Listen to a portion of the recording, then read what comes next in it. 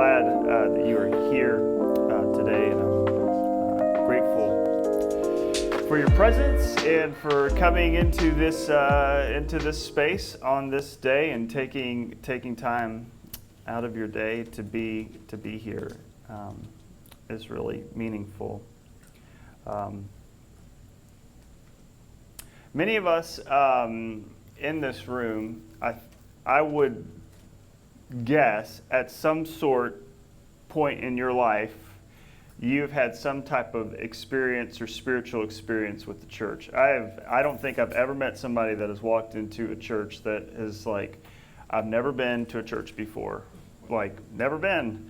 But at some point in our life, we've had a spiritual experience in a church or multiple churches, and we felt like something has happened within our hearts that drew us to that space, that kept us in that space, and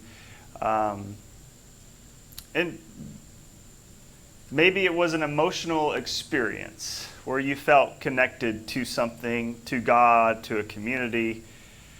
It was mysterious, unexplainable. I know for me, I wouldn't be standing before you if I didn't have like some type of experience within a church, a body of Christ. If I didn't have this strange and mysterious experience, I wasn't connected to anybody really at the beginning of my initial spiritual journey. But when I started going to church, when people invited me to church, I had these Baptist people that were around me at school, and I became their like target. Like, let's get this guy saved. He's an easy, low-hanging fruit. Doesn't have any friends, so we'll be his friend, and maybe he'll go to church. And I did, as I'm standing before you right now as evidence. But I had felt a deep connection with that group of guys. I felt like I belonged. And also when I walked into that Baptist church, something broke in me. I don't know. I just felt like I felt connected to God in a strange way. You can call it a warming or whatever. But if I didn't feel that, I don't think I would have gone back. It's those experiences that kind of we long for that keep us connected. And I'd imagine that every person that followed Jesus in the story that we're reading, those throngs of people were longing. One, they had seen the impact of his ministry, and so they were there like trying to figure out and follow this guy the best way they knew how.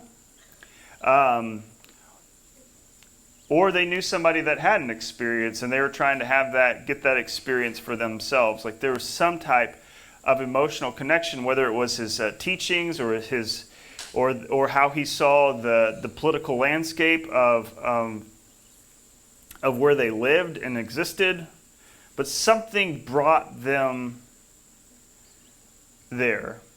And so I'd imagine they're all standing there like they are there because they want to be there. I'm here because I want to be here. And you're feeling like I want to be close to Christ. I want to be close to the community. And then as you listen to Elaine's words, their reception by Jesus was not very welcomed. Essentially, Jesus is like, yeah, you're feeling good right now, but life's about to get really messy. Life's going to be painful following me. There's going to be a lot of hurt in front of you. In fact, you even being here is going to cause some strife in your families. It's going to drive some wedges in relationships. And some of us in this room are like, yeah, I've been there. Yeah, we're divided relationships and families. And that loving belonging that I felt when in my initial faith journey, there was a lot of hurt and pain. I had a lot of hurt and pain that I didn't know existed, and Jesus kind of provided that avenue for me to release it. But I think the church is like, hey, I thought this was low-hanging fruit. I didn't want a project. And they got a project. Oh, did they?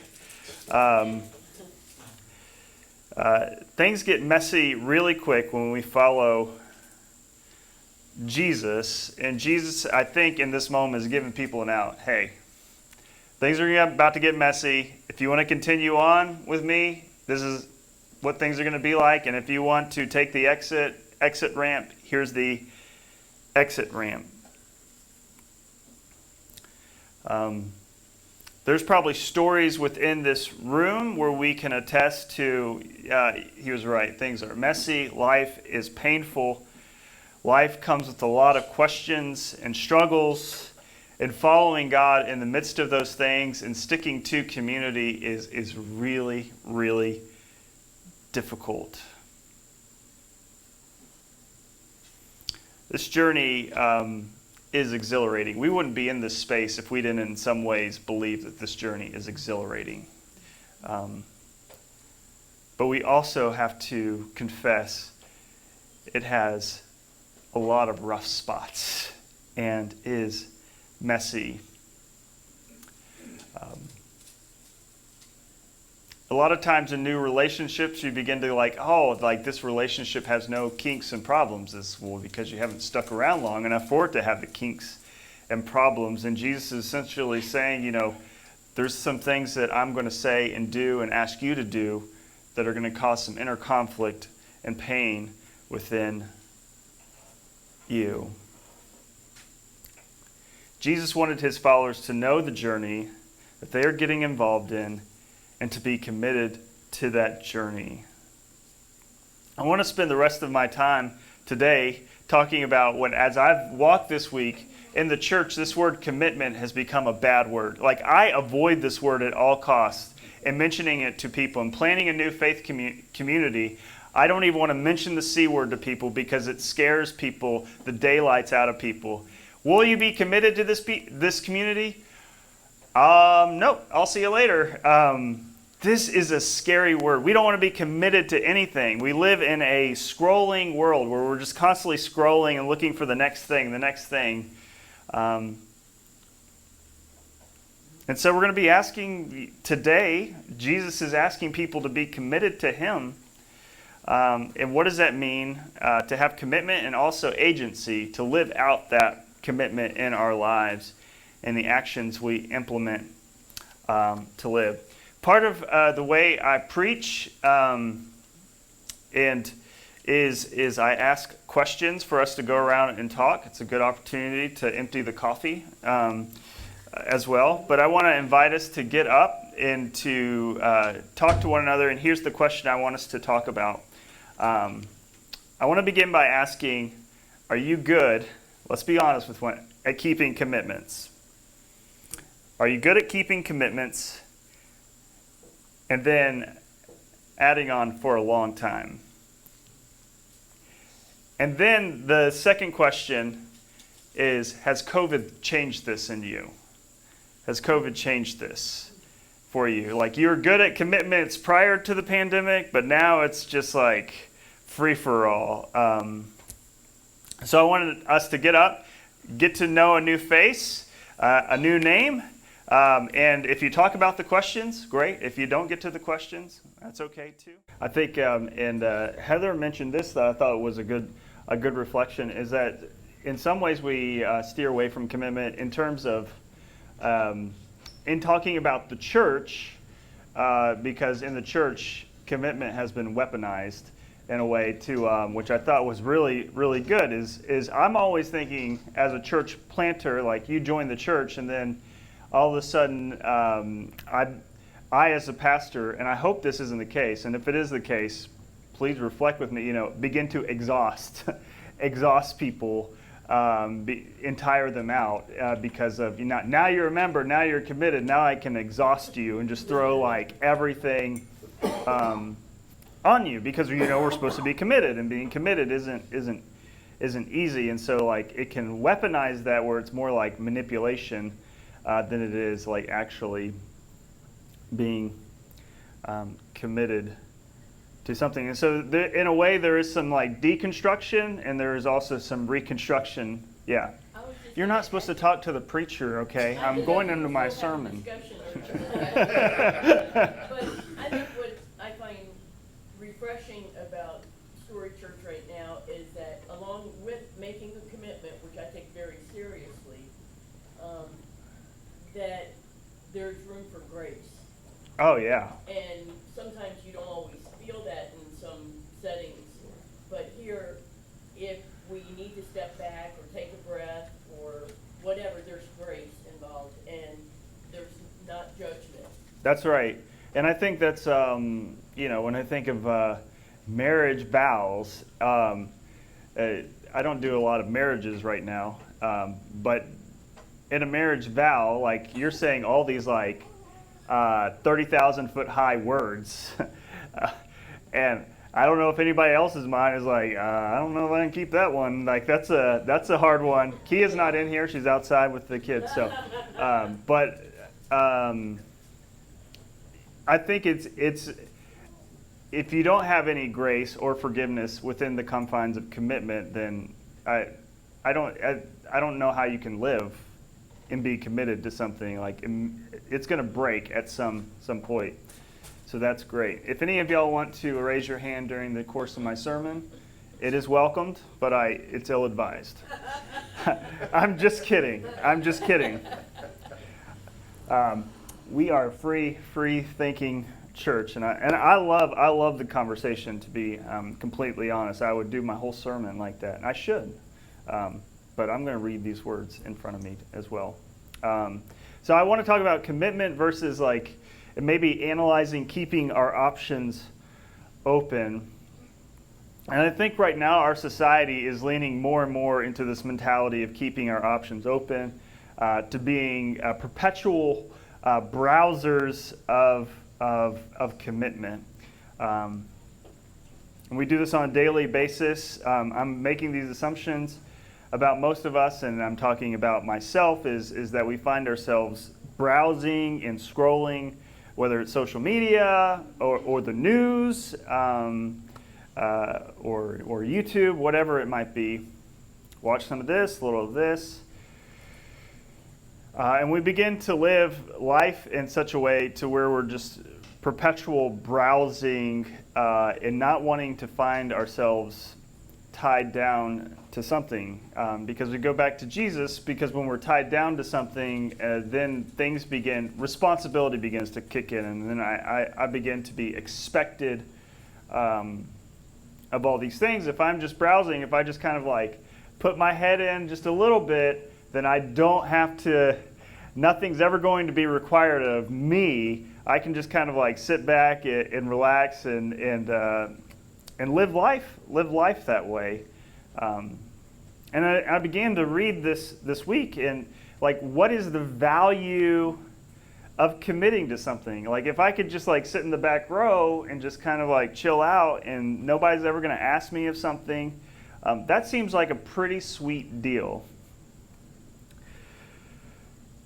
But the thing about commitment, and there's an article in the Atlantic, and how a lot of us are living with just-in-case options. Just in case this doesn't work out, I'm going to try this option. Just in case this, we're perpetually keeping the receipts on hand. If I wear the shirt 3 times and I don't like it, I'm going to take it back.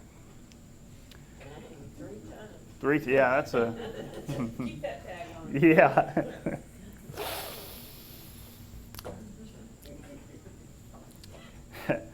And the reality of committing to something also means that I'm shutting the door to other possibility. And so we're thinking, well, that's my future self needs options, and so now I'm shutting what might be avail itself to. And I think about I'm from Florida, and so I have Florida friends. And of course, when you're living in a different state, you have to make the commitment to where you're going to delve into your relationships and build your relationships. So you're going to build your relationships in Florida, so you can maintain them for your future self. But if you do that, what do you do in the present? You lose sense of building your commitment to your community that is present with you day in and day out. And so commitment, in this Atlantic article, it says that commitment gives us a sense of purpose. Like, I am here. I am committed to something. It does mean that there is grace and forgiveness, but it means that I'm saying no to other options because I am committed to something. And this is a sense of purpose. It gives us a sense of this is why I am here on this earth, but it also means shutting the door on other options and not keeping our options open. As I mentioned before, the church commitment has become a bad word, and I think we have to deconstruct why it's become a bad word, and it's because we weaponized it, we've manipulated people. Dave kind of mentioned this. I hope I'm saying this right, but we have said this is what commitment is, and then a few weeks down the road, we give another definition. This is what commitment is. And you're like, wait a minute, I didn't sign up for that version of commitment. I signed up for the first version.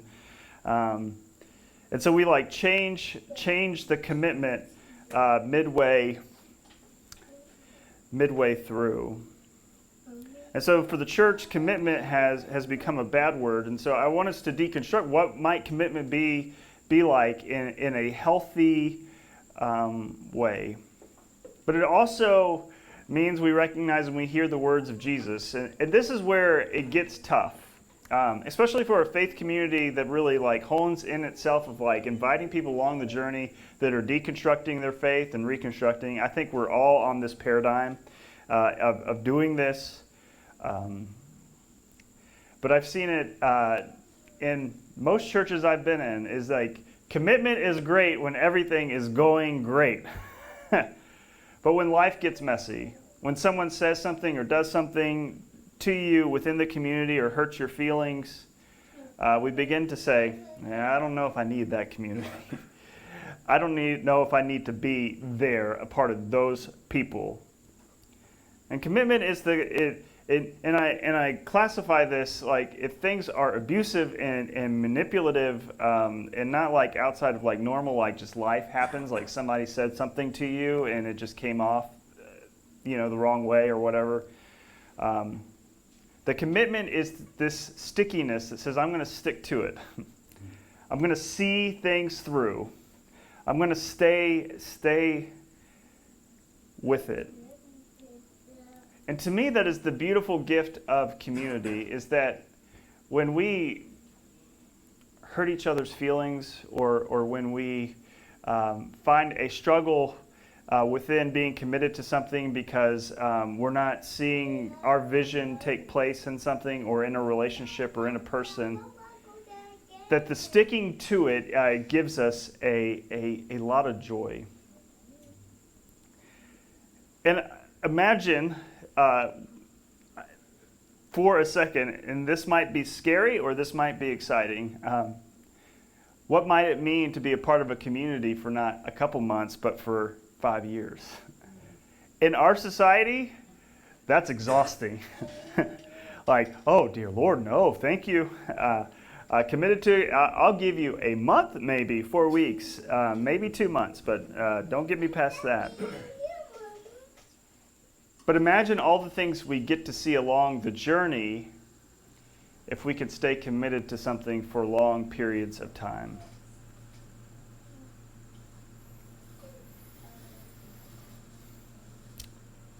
Jesus is unabashed. He's unashamed to these people following him. If you think about it, it's Jesus had these throngs of followers, and he was whittling them down. He was a quote-unquote influencer, and then he was telling all his followers on Instagram, go stick your head somewhere else if you're not willing to put up with a lot of the things I'm calling you to do. And then he was no longer an influencer anymore.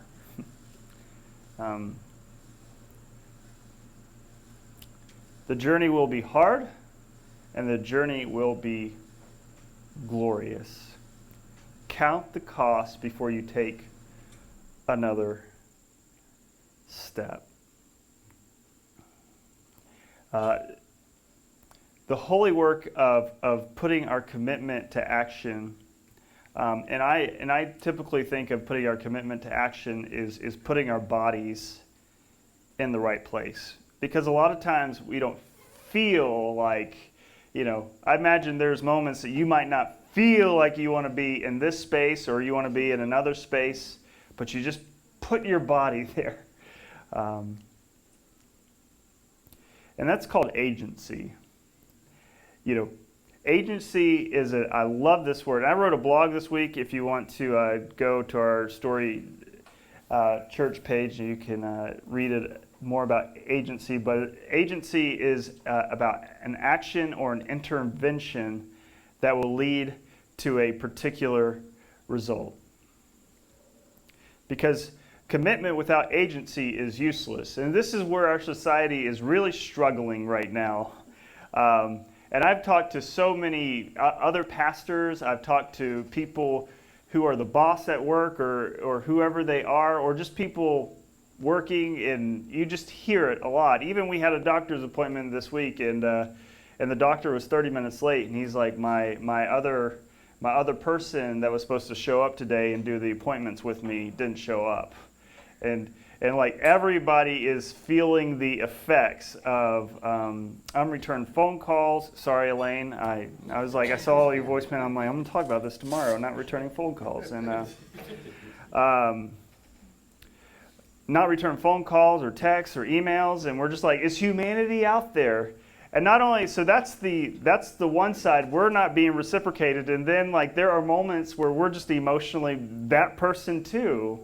Like just not able to reciprocate. And a lot of this is post COVID.